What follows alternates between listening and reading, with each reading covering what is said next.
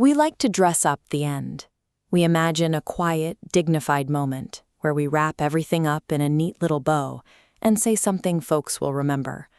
We call it a highlight reel or a white light. But this is just a final piece of sugar we feed ourselves to keep from going crazy on the long walk to the ditch. The dying brain isn't a philosopher. It's a wet engine running out of oil.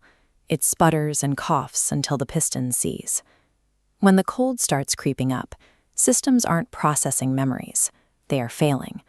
As oxygen goes away, the hardware stops. Most of us spent our lives bowing to masters and following a script, thinking that if we kept our nose clean, the universe would owe us a soft landing. But that landing is a human invention. Actual death operates on the cold, indifferent physics of a biological shutdown. All your social conditioning is just paint on a fence, and the rain takes it off real quick. The mind begins a process of subtraction. Not about your bank account, the flag you saluted, or rules for good citizens. Those constructs vanish when the biological substrate fails.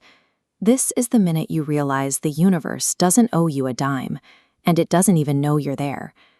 This chart maps complex social emotions to biological origins. As the brain fails, holy love is revealed as an evolutionary trick. Dopamine and oxytocin are just chemical bribes to keep the species breeding, insurance against loneliness for the pack. Morality and emotional bonds are survival algorithms. When the hardware shuts down, those algorithms dissolve, leaving the biological reality exposed. The mind strips down to the bone when the oxygen goes away. You're left with the raw truth you spent a lifetime hiding from.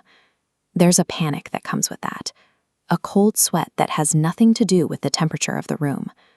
This is the realization of the cheat. The social game you played had no prize.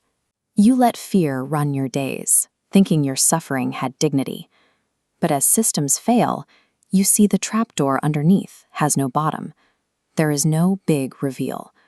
No referee is coming out to hand you a trophy. The grand drama of your life shrinks to its real size. Without the social noise and the chemical bribes, that size is nothing at all.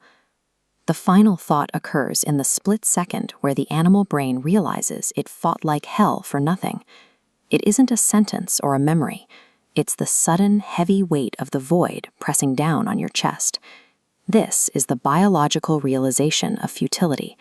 The animal systems that spent decades struggling for survival finally hit the end of the line.